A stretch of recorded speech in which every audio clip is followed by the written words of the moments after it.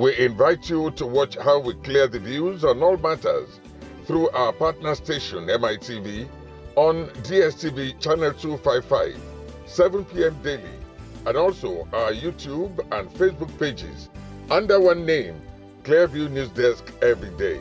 We call it the People's News, as we are available to come over and cover your events upon notice. Or do you have news you want us to broadcast? Send it in. We verify and go to town with it. All for you. Go ahead, engage us to thrash out those naughty issues on the news. And what we need from you is to share and subscribe. More important, convince your loved ones, friends, relatives, co-worshippers, and more to subscribe so as to be getting notifications as we break the news. Go a step further, like the news, and drop your thoughts on the comment section. Clearview News. We clear the view one time and for all time.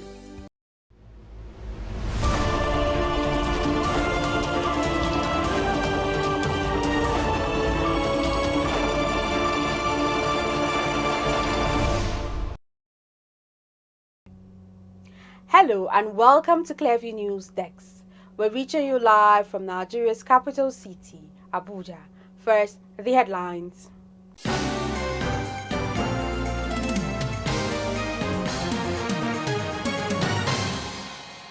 Kamala Harris and Donald Trump began frantic last push with less than 48 hours of campaigning left to secure decisive edge in bitterly fought and historically close 2024 U.S. presidential election. Concerned citizens expressed rage over stringent bail conditions set for underage and bad governance protesters. Ogun State Police Command arrests suspected ritualists for alleged involvement in human sacrifice and kidnapping.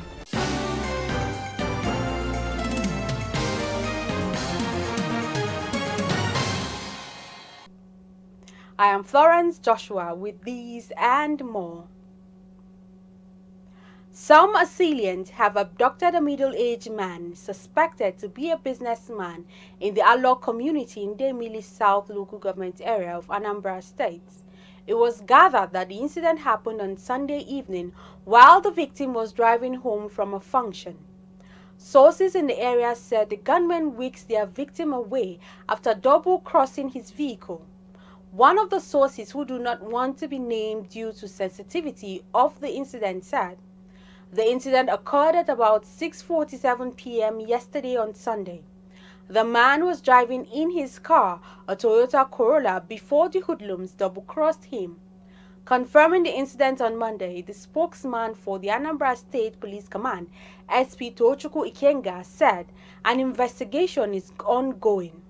Ikenga said the command has started investigation of a reported abandoned but recovered vehicle in Alok community, Idemili South local government area. Preliminary information revealed that the victim was abducted by yet unidentified persons. Meanwhile, the operatives are working with the persons in the area for possible rescue of the victim and arrest of the suspects. As ritual killing and kidnapping continues to be on the rise, the Ogun State Police Command, in its effort to stop this ugly trend, have arrested a suspected ritualist named Prophet Samuel Babatunde and Haruna Afolabi for allegedly indulging in human sacrifice and kidnapping. We are one Prophet Samuel Babatunde, 67 years of age, a pastor in charge of the church, and one Haruna Afolabi, 42 years of age, a traditional worshipper, were arrested. The floor of the church was dug as described by the first suspect, and parts strongly suspected to be human parts were dug out therein. We have commenced forensic investigation into the case, and I want to assure you all that no crime detected will go unpunished. Kí ìtura lè wà nínú iṣẹ́ ìjọ Ọlọ́run ni. Bẹ́ẹ̀ ni sà. Ìtura lè wà ṣé àdúrà orúkọ Jésù tó ní àbí iṣẹ́ ìsù nìyẹn sà. kí mo wá fẹ́ pè é. Two peoples. Only two. Yes. Which year? Na Iworo Ibadan. You kidnap one person from Ibadan? Two, all of two. All the two from Ibadan, yes. So how old are they? 10 and 12. 10 and 12. Are they male or female? Female, one male. Okay. When you kidnap them, where did you take them to the church. To the church? Yes. What now became of those that were kidnapped? So, what happened to them? I don't know anyone for that one. The easiest way to serve God is by serving man. These are the words of the Commandant General, Penal Chaplain Safety Corps of Nigeria, Leo Okwereke, in a telephone interview with Clearview Television, said the core value of the chaplaincy, apart from protecting lives and property, is to provide a spiritual guidance, support and security services to various communities, irrespective of tribe or religion. Clearview News, Imofon Okon has the details. The term chaplaincy has deep Christian heritage, particularly associated with prison and military chaplaincy, as well as service to notable individuals. The word chaplain originated from the Latin word for clock, referring to the story of Martin, later known as Saint Martin, Bishop of Tours. Dr. Leo Ekwereke, the founder and Commandant General of the Penal Chaplain Safety Corps, established the chaplain on April 14, 2019. His aim was to provide spiritual care and safety to military and security personnel, as well as to protect lives and properties. As chaplains at the Penal Chaplain Safety Corps, we stand united in our commitment to create a world where the right and life of humans are valued and safety is guaranteed. Today, we are witnessing the power of solidarity, resilience, and strength.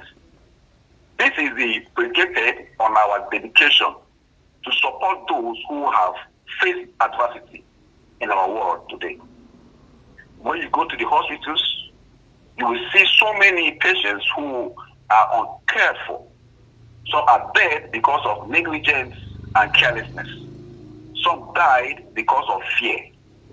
When you go to the prison houses, you will see so many inmates who were arrested and kept in prison for the crime they know nothing about. So as Penal Chaplain Safety Corps, it is our responsibility to care for them, pray for them, preach to them, and restore hope to them.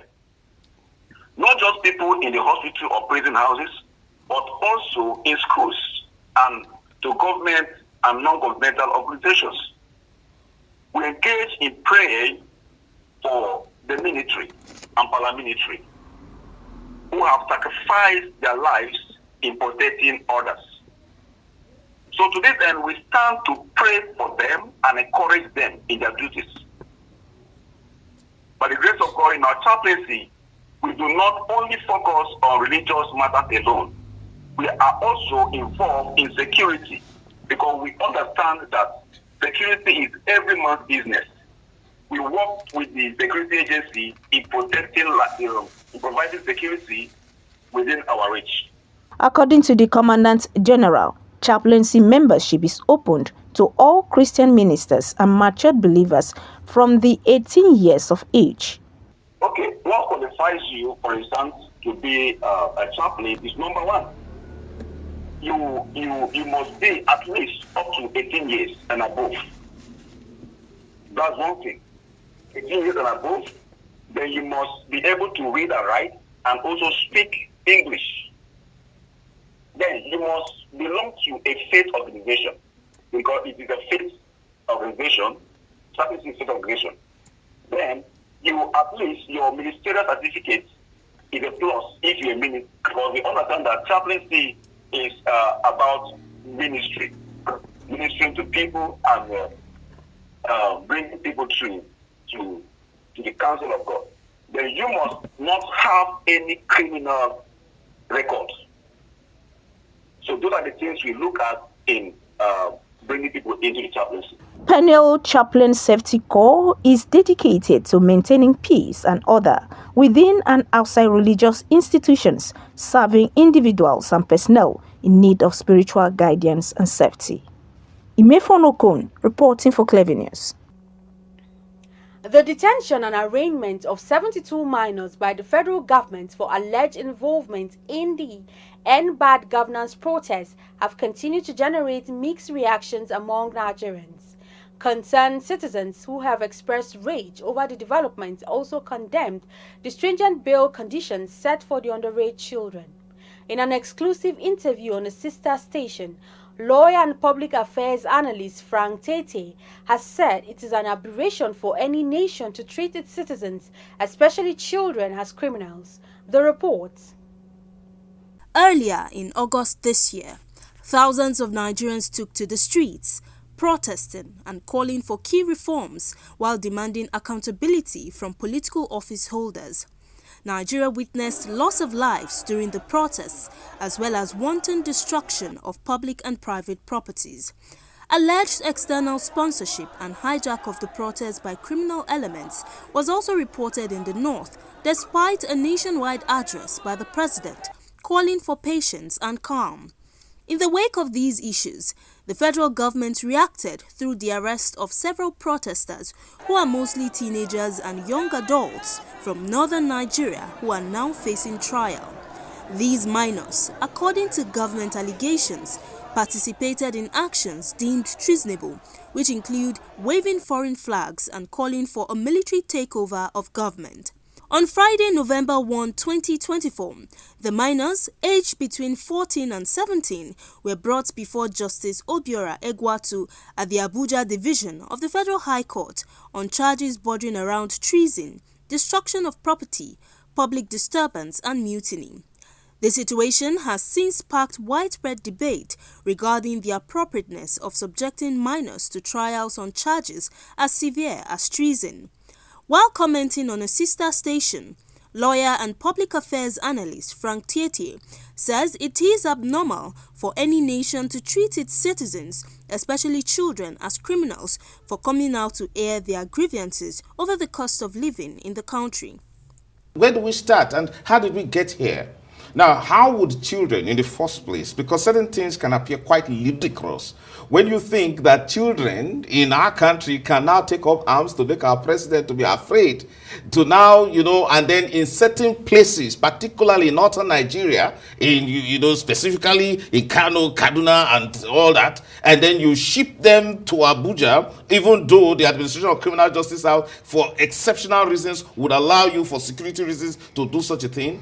We treat our own citizens as if they are enemies, whereas prisoners of war cannot be treated worse than the way the conditions and the visuals and pictures we've seen concerning those children. So you asked me a personal question, and I'll tell you that we have a problem in this country, and the problem is that persons in public service appear to glorify the fact that we are a third world country, and they enjoy keeping us in that third world state. Because whereas we have every opportunity to treat ourselves right, we take delight in that. By reason of some persons who are trying to be politically correct, whether it is the court or the prosecutor, you see, it's a problem. There is no political correctness here. This is our country. This is the soul of our country on trial here. The judge should be able to look at those children and say, there is a problem. Prosecutor, are you telling me that these children are fit for trial? I mean, he should have convinced himself that first they were fit for trial before the trial could go on. And when there were some of them that were clearly children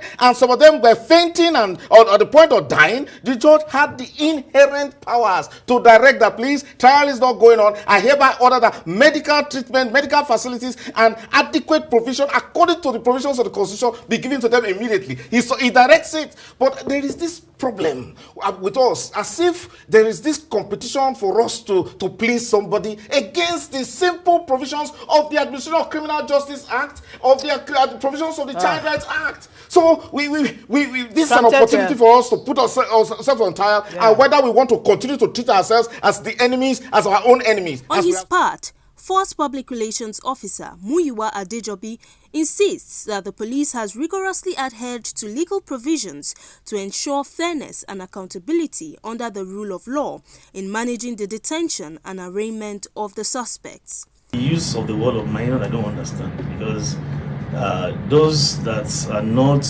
criminally liable under the law, those are the people that are young ones below the age of 7. Once you are more than 7, you can be charged to court. The only thing is that you need to follow certain procedures to do that.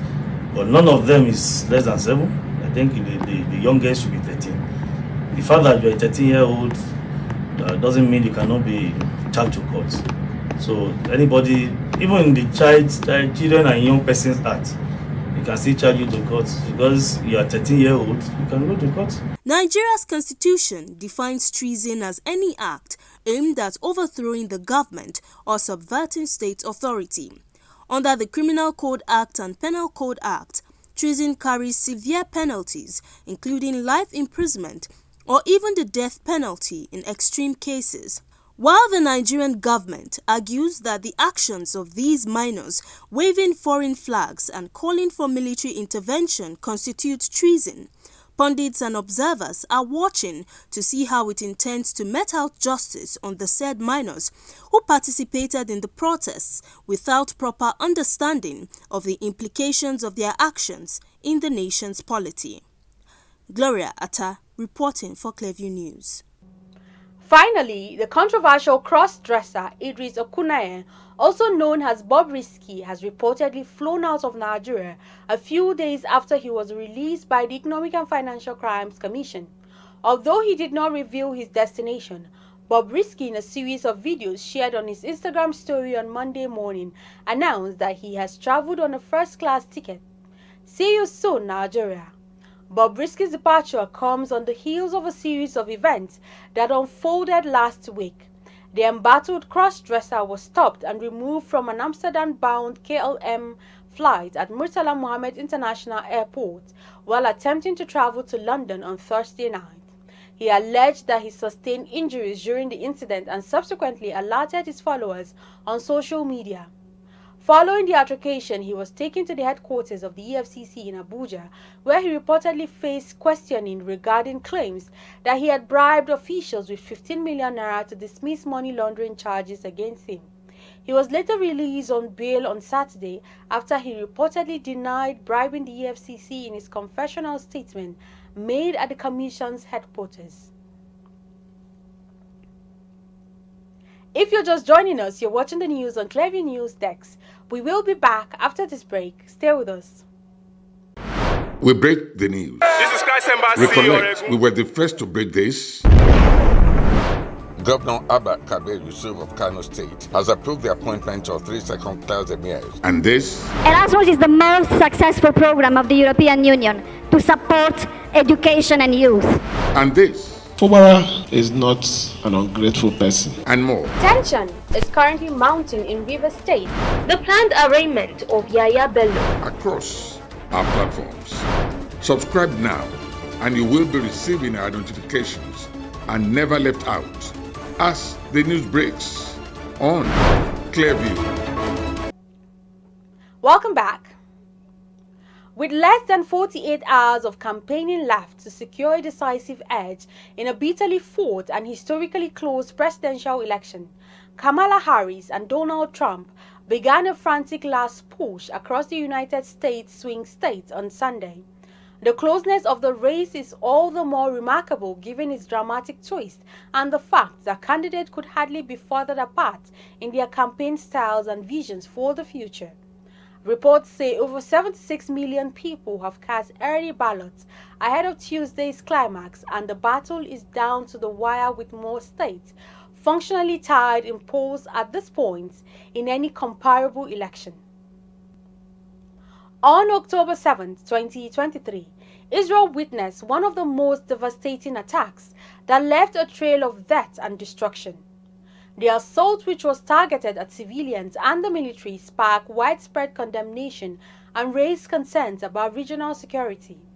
There has since been an escalation of attacks and rising tension between Israel and Palestinian militant groups in recent months, and many believe it to be a result of the ongoing Israeli-Palestinian conflict. 1 year later, memories of the attacks still linger. Today, Israel is defending itself on 7 fronts against the enemies of civilization. We're fighting in Gaza against Hamas, those savages who murdered, raped, beheaded, and burned our people on October 7th. We're fighting in Lebanon against Hezbollah, the most heavily armed terror organization in the world, which was planning an even greater massacre than October 7th on our northern border. We're fighting against the Houthis in Yemen and the Shiite militias in Iraq and Syria that together have launched hundreds of drones and missile attacks against Israel. We're fighting against terrorists in Judea and Samaria who are trying to murder civilians in the heart of our cities. And we're fighting against Iran, and which stands behind the 7-front war against Israel. As Israel fights the forces of barbarism led by Iran, all civilized countries should be standing firmly by Israel's side. The Israel-Hamas war has continued to escalate since October 7, 2023, when Hamas launched a surprise attack on Israel, resulting in over 1,200 deaths and 240 people taken hostage. This attack marked the beginning of a full-scale war between Israel and Hamas, with Israel declaring a state of war for the first time since the Yom Kippur War in 1973. The root of the conflict dates back to 1948, when the State of Israel was created, leading to a mass displacement of Palestinians. The Gaza Strip, where many Palestinians sought refuge, became a hot spot, leading to increased tension since then. The Israeli government and the Palestinian Liberation Organization (PLO) reached an agreement on a two-state solution in 1993. However, Hamas rejected the plan and carried out terror attacks to disrupt the agreement. It's unfortunate that the situation has remained unresolved till present day. Over 43,000 Gazians have lost their lives, while 2/3 of the buildings in Gaza Strip have been damaged or destroyed. Meanwhile, the international community has called for a ceasefire. However, tension has remained high. Israel's response to the attack has been swift and decisive, with airstrikes and a ground invasion of the Gaza Strip. Hamas has employed guerrilla tactics on utilizing underground tunnels to evade Israeli forces and conduct operations. The group's leadership has vowed to continue fighting until its demand, including the lifting of the Israeli blockade on Gaza, are met. On October 7th, the Hamas terrorist monsters burst into Israel, murdered our people, raped and beheaded our women, burnt babies alive, and took 255 innocent people hostage, including many Americans. A day later, on October 8th, another Iranian terrorist proxy, Hezbollah, attacked Israel completely unprovoked. They fired missiles and rockets into our cities. They made 60,000 Israelis leave their homes along the Lebanon border, becoming refugees in their own land. In the subsequent months, they haven't stopped for a single day attacking us. No country can accept the wanton rocketing of its cities. The global reaction to the conflict has been swift and decisive, with world leaders condemning the violence and calling for an immediate ceasefire and humanitarian aid. Meanwhile, the United Nations has warned of a catastrophic humanitarian crisis unfolding in Gaza. As of November 3, 2024, the conflict continued with ongoing airstrikes and clashes between Israeli forces and Hamas militants. The situation remains volatile, with no clear end in sight. As diplomatic efforts continue to broker a ceasefire, the path forward remains uncertain. The humanitarian crisis in Gaza remains severe, with limited access to food, water, and medical supplies. As the conflict continues, the international community remains committed to finding a peaceful resolution. However, the road ahead is fraught with challenges, and a lasting solution to the Israeli-Palestinian conflict remains elusive. Florence Joshua reporting for Clearview News Desk. And that's the news, but before we go, a recap of the top stories.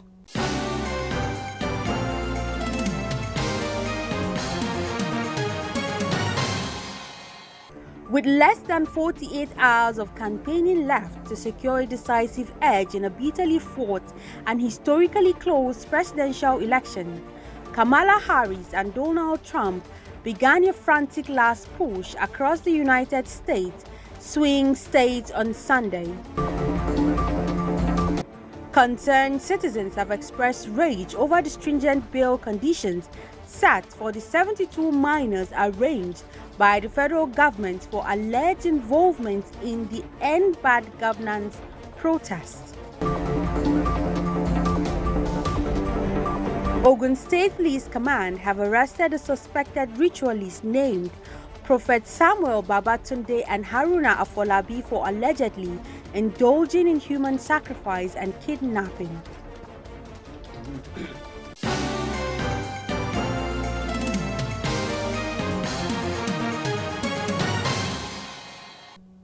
You can follow up on latest events and happenings around you via social media platforms on Facebook, Instagram, and YouTube at Clearview News Desk, or via our handle on X, formerly known as Twitter, at Clearview Online.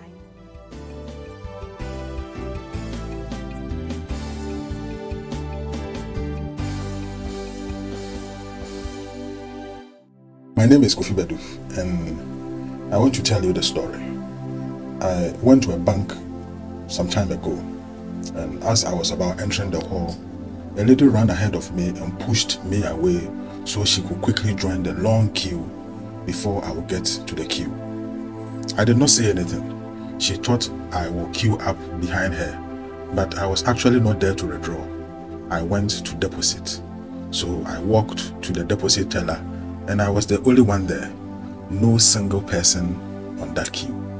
When I finished depositing, I was about leaving the hall when this lady came from her queue and apologized to me for pushing me away from the queue.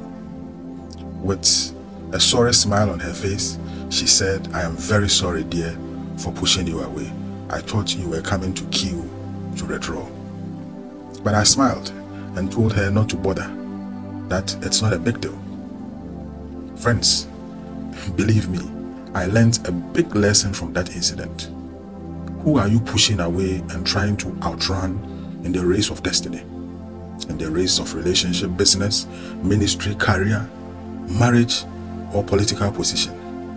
How many people have you pushed aside, pushed away, or pushed down in this platform or in this life?